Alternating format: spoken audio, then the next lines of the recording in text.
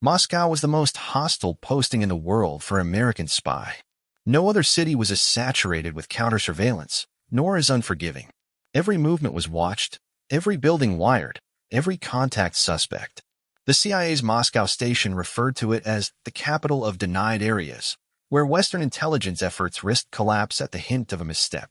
That winter morning in 1960, a CIA case officer known publicly only as Mr. Jackson arrived in Moscow under diplomatic cover. His mission was to handle one of the CIA's most critical Soviet assets, Oleg Penkovsky, a GRU, Soviet military intelligence colonel secretly offering to betray the USSR. But survival in Moscow demanded more than intelligence. It required perfect discipline. The CIA had developed a playbook for navigating the city, codenamed the Moscow Rules. They weren't written down. They could never be carried. They existed only through training, memory, and instinct. Among them, assume nothing. Trust no one. Never go against your gut. Everyone is watching. From the instant Jackson left the embassy, the KGB activated indoor-outdoor teams, rotating surveillance squads designed to trap CIA staff into predictable routines. Vehicles shadowed diplomats at a distance. Pedestrians switched places mid-tail. Even children were used to distract targets while surveillance positions adjusted. Inside the U.S. Embassy, Soviet listening devices were embedded in walls, ceilings, and even typewriters. The CIA responded using white noise machines and mapped safe zones where trusted conversations could occur. One officer reportedly said, "Working in Moscow was like operating in enemy headquarters while disguised as a guest." Penkovsky reached the CIA through British MI6 months earlier. In his first debriefs, he delivered alarming intelligence. Soviet missile capabilities were exaggerated, and Khrushchev was bluffing his nuclear strength. His information would later shape U.S. strategy during the Cuban Missile Crisis. But transferring that intelligence required physical dead drops, brush passes, and covert messaging in streets lined with hidden microphones. Jackson's arrival marked escalation. CIA needed to secure a safe operational rhythm without tipping off the KGB. In training, he'd memorized escape patterns, signature moves, and counter-surveillance routines, all while acting like a diplomatic administrator attending routine trade meetings. Yet even the best training could not change geography. Moscow was unforgiving, unpredictable, and the KGB had no intention of underestimating the Americans again, not after the CIA's increasing successes in Eastern Europe. On January 10th, surveillance first flagged a pattern in Jackson's night drive. They didn't have him yet, but they had found his shadow. Snow fell in silent sheets over the city, smothering tire tracks and footsteps. At precisely 22:14 hours, Jackson walked the same route he had taken the night before, a calculated risk. Too perfect a pattern was fatal. Too irregular raised suspicion. This was the balance the Moscow rules demanded, blend in without disappearing. His destination was a street corner near a bakery. The meeting wasn't physical, that would be too dangerous. Instead, he executed a brush-pass maneuver using a rolled newspaper embedded with microfilm. The courier would arrive 3 minutes later from the opposite direction, adopting what the CIA termed casual convergence, mimicry of natural crowd flow to transfer information without interaction. Penkovsky's latest intelligence was inside, Soviet missile factory blueprints and strategic defense notes. The KGB surveillance squad, codenamed Cascade, trailed him with 7 operatives, using alternating pedestrian and vehicular trackers. Soviet counterintelligence would often publicly harass embassy officials, a tactic known as zastoy, flooding them with intimidation to make them panic and break pattern. Jackson never flinched, but what he didn't know was that 3 floors above him, in a decoy apartment, KGB surveillance officers watched his every move using long-range lenses through specially constructed observation holes. They weren't looking at him, they were looking past him. For nights earlier, MI6 intelligence had detected that the KGB had begun tracking not just Jackson, but any civilian who frequently crossed his paths. The Soviets called it analysis of shadow routes, studying who might be moving because of the American, not with him. A refined strategy based on the arrest of a CIA asset the year prior, believed to have been betrayed by a courier's nervous pattern changes.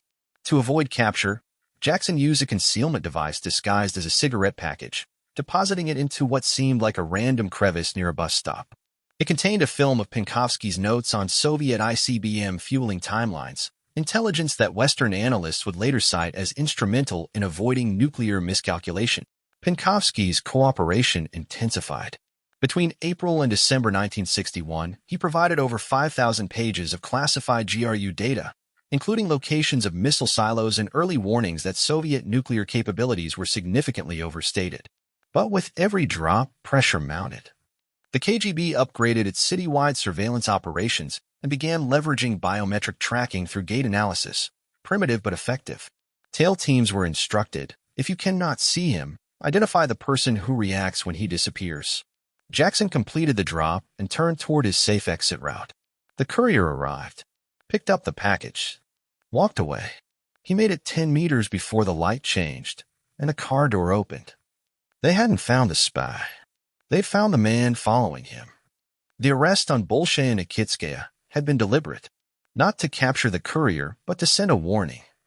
The detained individual was released within 24 hours without formal charge. No interrogation. No documentation. The KGB didn't need a confession. They wanted Penkovsky and the Americans to know they were closing in. By spring of 1961, the atmosphere inside the U.S. Embassy Moscow station had shifted to silent emergency. Meetings were reduced to gestures, not words. Pins were placed upside down in pockets to indicate compromised surveillance zones. Even inside secure rooms, operatives wrote notes only on soft paper using pencils, burning every sheet afterward. Oleg Penkovsky, codenamed Hero by the CIA and Agent Yoga by MI6, continued providing intelligence at enormous personal risk. His unique access as a GRU colonel allowed him to supply classified Soviet missile strategy, weapons deployment readiness, and internal Kremlin political divisions. According to declassified CIA files, Penkovsky revealed that Soviet missiles in Cuba would require several hours of fueling, a critical factor that allowed the United States to enforce the naval blockade during the Cuban Missile Crisis with stronger confidence. But the deeper his intelligence penetrated, the tighter the noose became. Penkovsky's method of communication evolved to avoid detection. He used microdots concealed in personal photography, marked handkerchiefs hanging from balconies, coded signals, dead drops beneath loose pavement stones, shortwave radio transmissions monitored from the British Embassy. His handlers, primarily CIA case officer Jackson and MI6 agent Greville Wynn, operated under constant threat. The Moscow rules adjusted to include, if it feels like the walls are listening, they are. You are only paranoid if you are wrong. In Moscow, you are never wrong. In July 1961, Penkovsky illegally traveled to Paris and London under the guise of official GRU business. There, he held face-to-face briefings with Western intelligence, passing 111 rolls of film containing over 10,000 pages of Soviet military data. British Prime Minister Harold Macmillan approved urgent analysis, sharing critical material with President Kennedy. Unbeknownst to Penkovsky, his temporary departures triggered suspicion within Moscow. Routine operational reviews flagged inconsistencies in his expense claims and cross-border reporting. KGB General Ivan Agayans initiated a covert internal review, codenamed Operation Hero Hunt. Surveillance orders were quietly executed. By late 1961, Penkovsky was being tailed by 3 independent teams, unaware of each other to prevent internal compromise. He continued his work. He believed careful tradecraft would keep him alive. He was wrong. On October 22, 1962, as Kennedy addressed the world regarding Cuba, Penkovsky attempted a final emergency signal in Moscow. A blackout hit his neighborhood at that exact moment. Lights out. Transmission silence. And his shadow didn't move. The night of October 22, 1962, marked a turning point. Across the world, U.S. President John F. Kennedy was addressing the American people, revealing Soviet nuclear missiles in Cuba. In Moscow, at that exact hour, Oleg Penkovsky attempted one last signal from his apartment, a desperation move to alert Western intelligence that Khrushchev was calling for military readiness. But the lights went out. Not in the whole city. Just in his block. It wasn't a power failure. It was a containment order. Within minutes, Penkovsky's emergency beacon, a specially modified pin light used to flash Morse code, failed to activate. When electricity returned 13 minutes later, KGB operatives were already inside the building. According to declassified British MI6 files and CIA operational logs, his final transmission attempt was intercepted by KGB radio monitors, who triangulated it to his apartment. He was arrested before he could hide the device. Meanwhile, Colonel Jackson, the CIA handler, received a coded telephone alert from the British embassy. Night extinguished. Contact silent. Within hours, all CIA and MI6 covert activity related to Penkovsky ceased. Documents were destroyed. Operational identities were removed from embassy systems. Some embassy personnel were rotated out under the guise of routine reassignment. 2 days later, on October 24, 1962, the United States Navy enforced the quarantine line around Cuba. The intelligence provided by Penkovsky, especially the missile fueling delays, allowed American strategists to maintain the blockade without immediately triggering nuclear war. CIA Director John McCone privately acknowledged Penkovsky's contribution saved millions of lives through forewarning. But Soviet authorities already considered him a traitor of the highest order. Interrogation. Penkovsky was held at the Lubyanka, headquarters of the KGB. Interrogations were relentless but methodical. Documents show he invoked patriotism, claiming he acted to prevent nuclear annihilation. The Soviet narrative countered, he served foreign agencies and therefore betrayed the motherland. Interestingly, there was no physical torture reported, not because of restraint, but because the KGB wanted him conscious and coherent enough for propaganda use. Trial and final judgment. His closed trial began May 7, 1963, lasting 6 days. He stood accused of passing state secrets to British and American intelligence, undermining strategic military operations, acting as a foreign agent during wartime risk. On May 11, 1963, Oleg Penkovsky was sentenced to death by firing squad. Decades later, declassified British files confirmed that MI6 had attempted to negotiate asylum extraction prior to his arrest, but the CIA deemed Moscow too tightly controlled to execute an escape. The request was denied. A CIA internal memo added one final line. We taught him the Moscow rules. But in the end, Moscow wrote the last rule. Before his execution, Penkovsky's final message to the West was brief. I have done what I could, but the KGB had one more move to make. Oleg Penkovsky had been executed 6 days earlier officially, but his death created more questions than it answered. The Soviet press announced his conviction and execution by firing squad. Yet no photographs were released. No burial details. Western media and intelligence analysts noted unusual discrepancies. According to CIA debriefs from double-agent defectors, some KGB officers claimed Penkovsky was cremated and his ashes buried in a restricted cemetery. Others insisted he was kept alive for continuing analysis, moved periodically between secure facilities.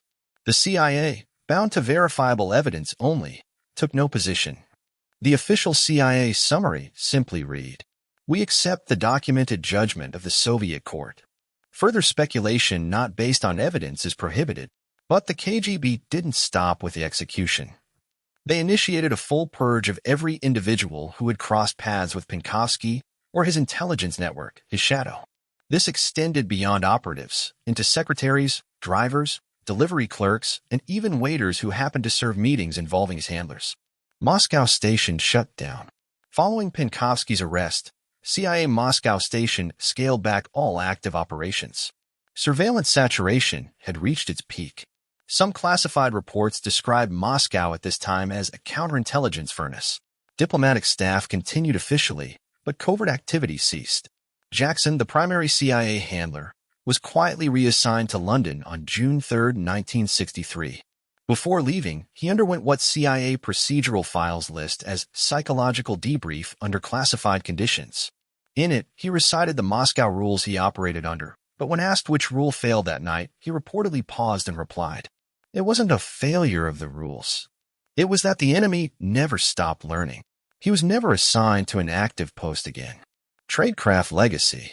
Despite the tragedy, Penkovsky's intelligence directly influenced U.S. strategic decisions during the Cuban Missile Crisis. His revelations helped prove that the Soviet Union did not possess second strike readiness. President Kennedy cited similar conclusions during National Security Council meetings, though Penkovsky's identity was not mentioned. Years later, the CIA incorporated Penkovsky's operation into counter-surveillance training. The Moscow rules were adapted and eventually codified into modern tradecraft doctrine.